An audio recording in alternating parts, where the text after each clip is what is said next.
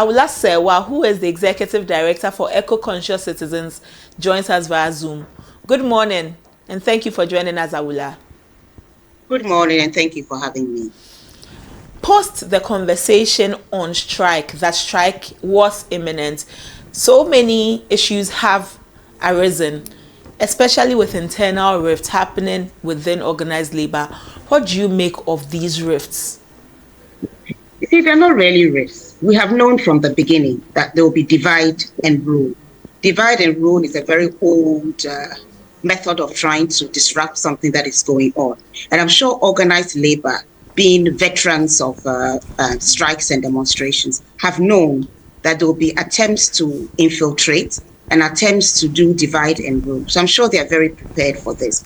All right-thinking members of the society, all Ghanaians, who are concerned about the fact that we are being poisoned to death, that we've had so many conversations upon conversations upon conversations. The president, about 8 years ago, put his presidency on the line, and things have gone from bad to worse. So something drastic needs to be done, and before we all die, we face an existential threat. So organized labor really had no alternative. There was a press conference on 11 September. Eco-conscious citizens were there.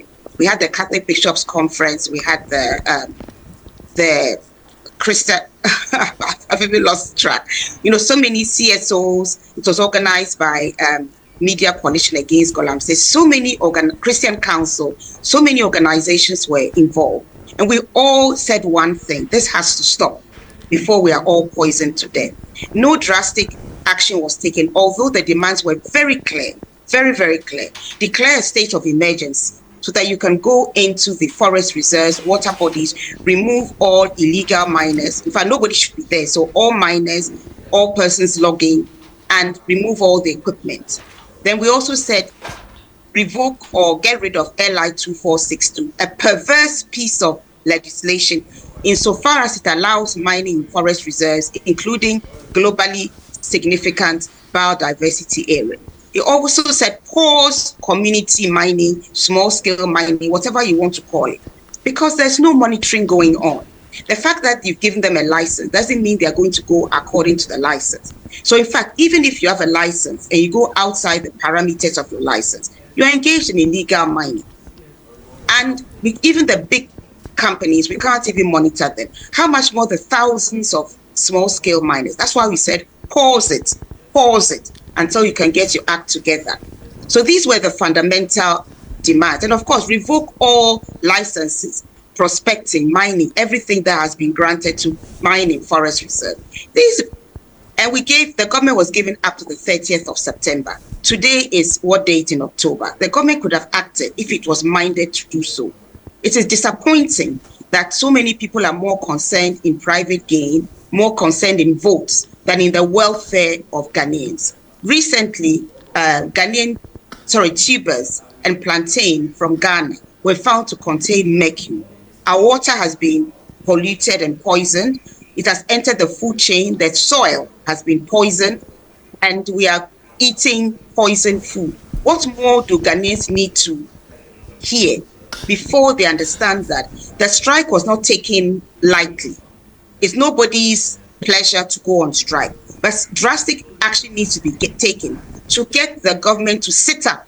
We only have one government in power at the time, so they must sit up. And we, eco-conscious citizens, are calling on all persons fighting for political office to subscribe to these demands as well, so that the Ghanaians know that whoever you vote for, this is going to happen. And therefore, it's no longer going to be a situation where irresponsible persons are exploiting this for political gain, or those in power are afraid to take the right step because they think they'll lose votes. They are more interested in votes than in the welfare of Ghanaians. Joining us also on the line is Dr. Solomon Kwarteng-Foku. He is a concerned member of TUTAG, and we'll be having this conversation alongside Awula Sewa, who is the Executive Director for Eco-Conscious Citizens. Awula, I'll come back to you, but let me take some thoughts from Dr. Foku. Dr. Foku, you're welcome. Good morning, Dr. Foku.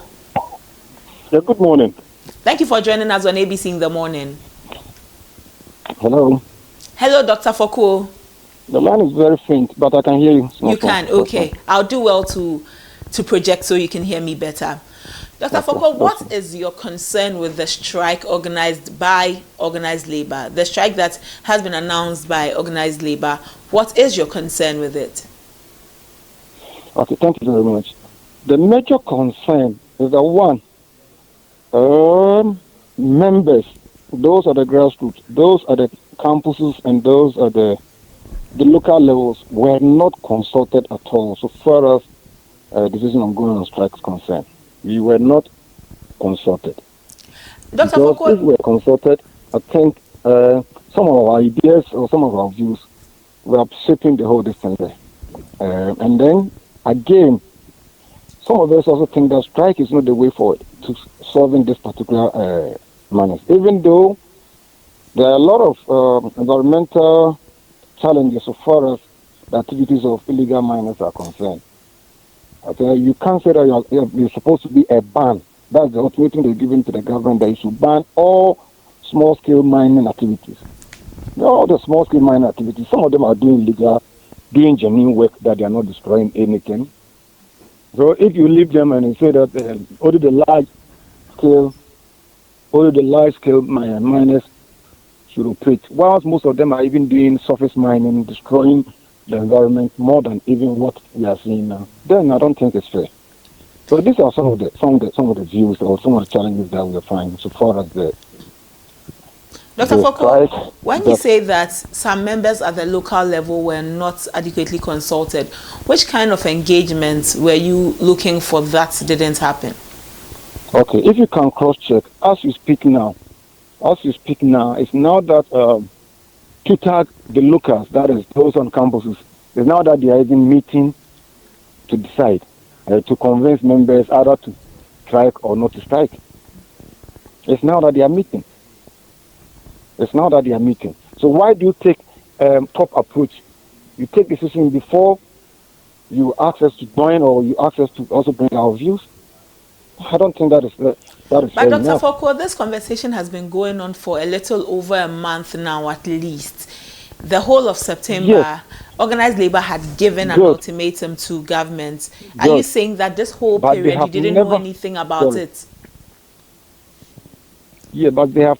If you hear things on the air, the conversation has been going on. The process that we normally use in declaring nationwide strike, so far as TUTAG and other unions are concerned, is that either the executives, that is national, will initiate it, bring it down to the campuses. We vote on them most of the time. We even vote on this. So that all the 10 campuses will accept that you should go on strike, or majority of the people will accept that you should go on strike. Or, other way around, we can also initiate from the campuses, and then we petition the national, and the national will accept and push it for. But as we speak now, few people went to the labor, is it organized or whatever labor, they went there and then that's it. Say what their decisions should be binding on everybody. I don't think that is fair enough. You can't use wrong to solve wrong. It is not. So they should come and do the needful. They should come back to us, explain to us, and then ascertain our views. Maybe some of us will even come out with better solutions to this particular challenge that we are facing. Again, we don't see this one to be emergency because the water bodies have been destroyed. It's a process. It has been over the years. This government has been in power for almost 8 years now, left with just about 8 weeks. And it's now that you are giving the government that is going out of power in 8 years. 8 weeks, government that has been in power for almost 8 years. It left with 8 weeks for the government to go. Either MPP wins or it loses, it's a new government that's going to be formed. Are you sure that 8 weeks he can take a bold decision and then this challenge will stop? So the timing, there are a whole lot of things that are wrong with what the decision that Dr. Foko, the organized labor is taking. I'll come back for your thoughts on some of the things that could have been done right, since you are saying that a whole lot of things have been done wrong. But let me go back to Aula Sewa. Our government says that organized labor is dealing badly with the strike because there was some agreement with the president. Why are the CSOs and organized labor not trusting government's actions on these? You know, I said it to you that I'm not hearing at all. Or getting to 8 years ago, Doc, the president. I'll let her please a moment. Hello, good. Yes, Yeah, Doc, it's better now. Doc, please stay on the line with me. You are joined on the conversation by Awula Sewa, so it's not just you on the conversation. So I'll be juggling between you and Awula Sewa. Take your thoughts and also take her thoughts. Hello, Doc. Okay. Okay, thank you. Awula Sewa, as you were, please. I was saying that 7 years ago, you know, if we want to be honest, in 2016, the media coalition against Galamsey started talking about what was going on. Eco-conscious citizens started in 2017. And we have had conversations upon conversations upon conversations. Nothing good is happening. Recently, just a few weeks ago, we had a pure Atronso stream in the Western North region. Illegal miners were going there. We brought it to the attention of the regional minister. He did nothing. We brought it to the attention of those who should do something about it. Suffice it to say that the once pristine Atronso stream has been polluted, has been poisoned. The landscape has been destroyed. We have now got the police who have stopped them. The police stopped them, gave them police bail that was not given to the protesters. The police gave them police bail. They went right back to polluting the stream. As we speak, they have stopped work. I don't know when they'll resume. So what I'm saying is that when people are just looking at elections, I find it very, very disappointing. I'm not inside organized labor, so I'm not quite sure about the modalities. But I don't know if the legal miners consulted those who are disagreeing with the strike before they started poisoning them. And that is why we are saying that all political parties should sign up to this. So it's got nothing to do whether it's 2 days to elections or not. The important thing is that there are lots of things that can be done right now. For instance, we can declare the state of emergency. We can stop issuing mining licenses to further pollute the polluted environment. We know that the Minerals Commission is acting in bad faith and still issuing mining licenses. So a lot can be done. And because we don't know who is going to win the elections, we are saying that everybody running for political office should subscribe to the same thing. So it cannot be said that the timing is to embarrass the government because it's going to apply to anybody. And I'm very, very disappointed at anybody who is more concerned about how things were done than with the fact that Ghanaians are being poisoned. When you turn on the tap, do you know the kind of water that's coming out? Do you know whether it's mercury laced? You're not concerned about that. But you're more concerned about the fact that, they didn't go properly through the process. I find that very disappointing. My party is Ghana, and I'm only interested in the welfare of Ghanaians. And yes, I agree that the threat of strike should have been done earlier. I'm not sure if the organized labor was sleeping, but if they've woken up, better late than never. They've woken up, they are now taking responsibility seriously. Because what is the point of having increased wages when you got cancer, when you are dying of cancer of kidney disease? And let me make it absolutely clear that we did not start today. It has been going on for a long time. But there comes a time when you say enough is enough. More and more rivers are being polluted, apart from the Volta. So there's an agency involved. There's been a lot of distraction. But we can still stop now, stop the continuing devastation and prevent waters that have not yet been poisoned from being poisoned, for crying out loud. Let's for once think of Ghana and not give in to divide and rule. The government has had almost 8 years to do something about it, but because the firefighters and the arsonists in many cases were one, they were unable to act robustly. Awula Sewa, just this morning, government has announced that it has deployed the military to work with small-scale miners to deal with Galamsey in the water and forest reserves. Don't you think that this is a step in the right direction by government and that they are showing good faith in tackling the issue? They're not showing good faith. Bad faith is being shown. In fact, the whole divide and rule, some members, we're not consulted, they didn't go through the correct process. It's all part of divide and rule. What we have said is pause small-scale mining. What does the military know about the kind of chemicals you should use? What should be done? I found out recently from the Environmental Protection Agency that even when you have a license, you can't begin work. You're supposed to have an assessment by the EPA. They are supposed to have a digging license. Are those going there aware of all the processes that should take place before small-scale mining starts? Of course not. Of course not. And the reason why we said small-scale mining is that the big ones, there are fewer of them, it's easier to monitor. You have thousands and thousands of small-scale miners. How are you going to monitor? And let's be clear, the small-scale mining is used perversely because when we started with Galamsey, what were being used were hand tools. Right now, we're using excavators. We're using chanfans or whatever you want to call it. So the operations are quite major. So I think that the government is showing bad faith, in my opinion.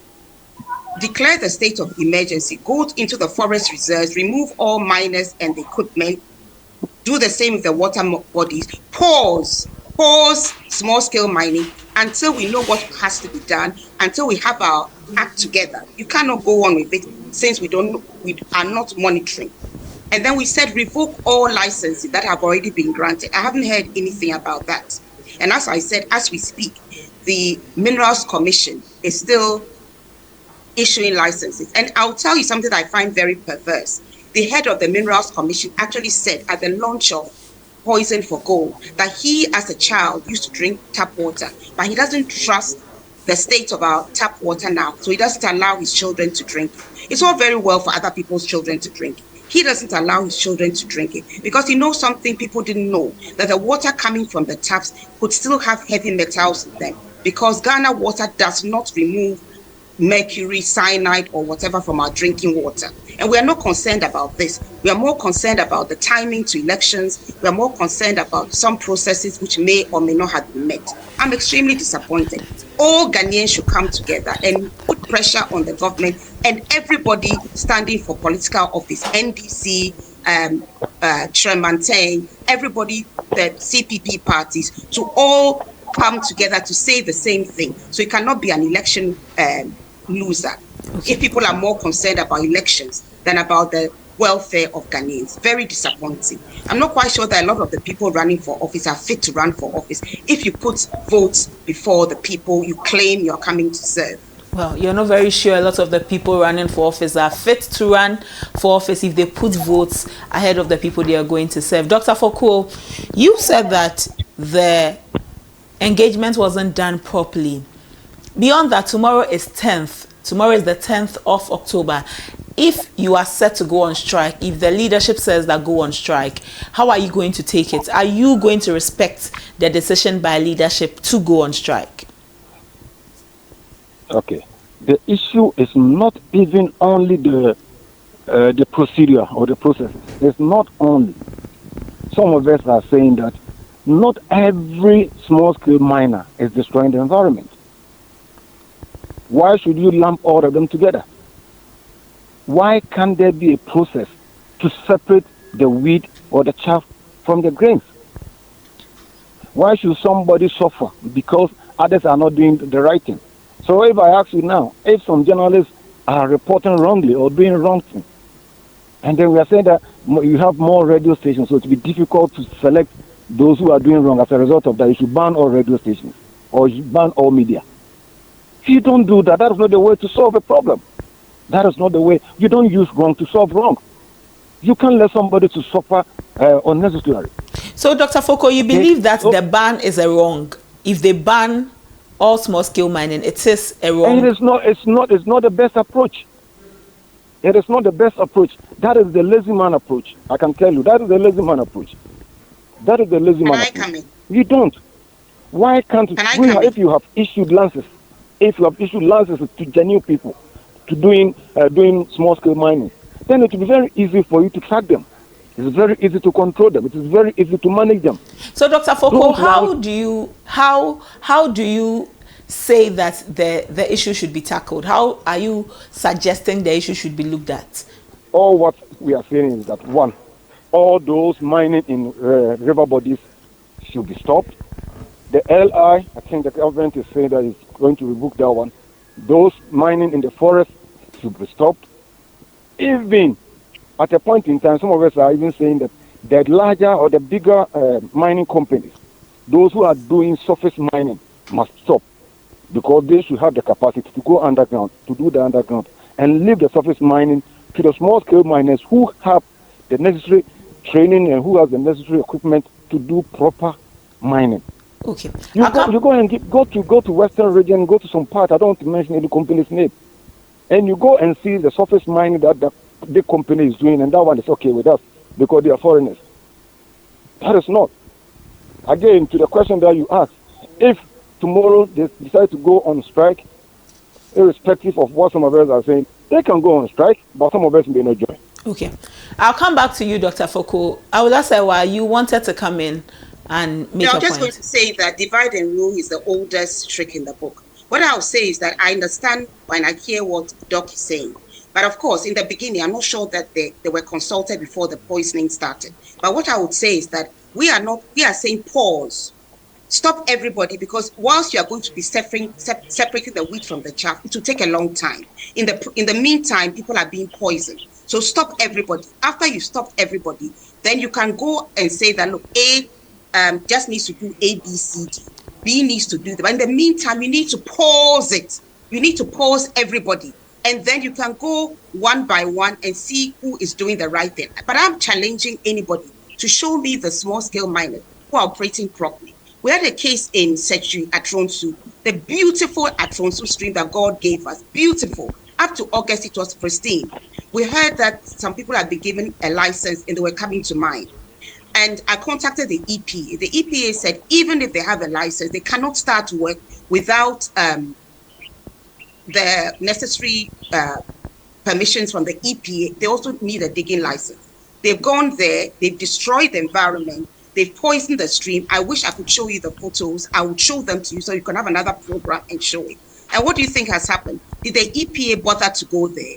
To the best of my knowledge and belief, they haven't bothered to go there. They've had more than 3 weeks and they haven't been there. So you can see that we don't seem to have the wherewithal to do the monitoring. And you do not do something you cannot monitor. And when you're talking about livelihoods, let's be very clear here. You have over 2 million peasant farmers who are losing their livelihood because lands are being degraded. There's nowhere to farm. You have cocoa farmers who go to a funeral, come back, their land has been taken over, the chief has given permission or whatever. So let's put things in perspective. But every single Ghanaian is at risk of being poisoned. So let's look at the bigger picture. Let's look at the bigger picture. Organized labor did not just get up and say, let's go on strike. Going on strike is never comfortable. But it was a way of getting government to finally do the right thing. For the past 8 years, government has had the opportunity to do the right thing. They haven't. For your information, we've actually taken government to court for the revocation of LI 2462 because we had been talking about how perverse it was. We did picketing, we did all sorts of things. The government took absolutely no notice. And let me say, it was not passed by government, it was passed by Parliament. Parliament passed this perverse piece of legislation. So what we are saying is that let's look at the bigger picture. Let's stop the poisoning from taking place. Let's pause all small-scale mining. And of course, where the big mining companies are doing the wrong thing, they should also be stopped from operating. But we know as a fact, in fact, before the small-scale mining started, a lot of sensible people told government that you are incapable of monitoring. You're incapable of monitoring. You'll not be able to monitor them, and we'll have chaos. Government did not listen. Yes. Some have said that in this call against small-scale mining, we are rather hampering the development of the local Ghanaian because small-scale mining is where local Ghanaians find expression in the work that they do.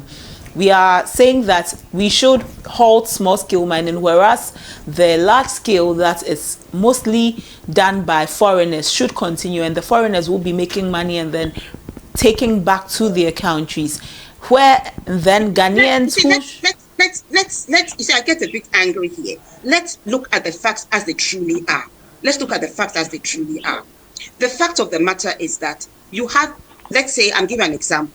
You have 10 big companies. It's easier to monitor them. You have thousands and thousands and thousands of small-scale mining. You do not have a culture of monitoring, not just to do with mining. You have building regulations. People build on waterways, they build on the street, they build whatever they like, and the local authority does nothing.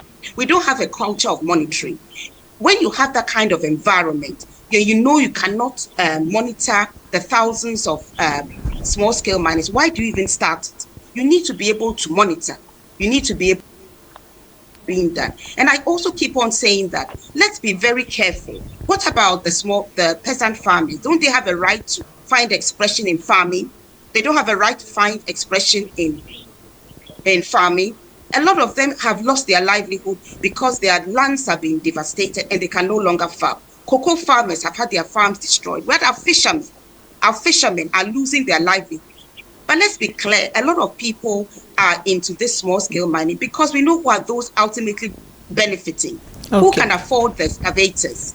Is it the Joe Blocks? It's the people who are the powerful people hiding behind thinking about small-scale mining. When you don't care about them, they are being poisoned. I wonder if you've watched Poison for Gold and to see exactly what is going on. The doctors who have been mute should tell us the number of cases they have now with kidney disease and cancers as a consequence of being unable to monitor illegal mining. Well, I'll take your thoughts, yours and Dr. Foko's thoughts on this. But the Ministry of Information has released a statement. It's dated today, October 9, 2024. Government takes further action to tackle illegal mining. 1.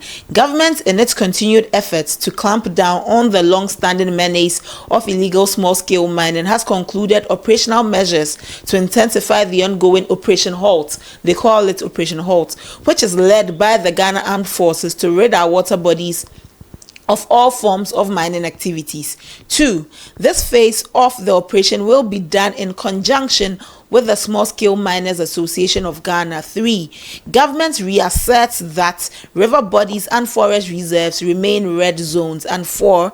Government reiterates its commitment to the fight against illegal small-scale mining and calls on all stakeholders to join the fight. I will come back to you and take your thoughts on this release by the Ministry of Information on behalf of governments. But let me take Dr. Foko's last thoughts on this, especially on government's response on the illegal mining. Dr. Foko. Yes, hello. Yes, sir. Did you please hear me on the press release? Good. Just a quick one. You see, if government is not able, or the authorities who are supposed to do the supervision, who have the right to do the supervision, monitoring, if they refuse in doing their work, should a genuine person suffer?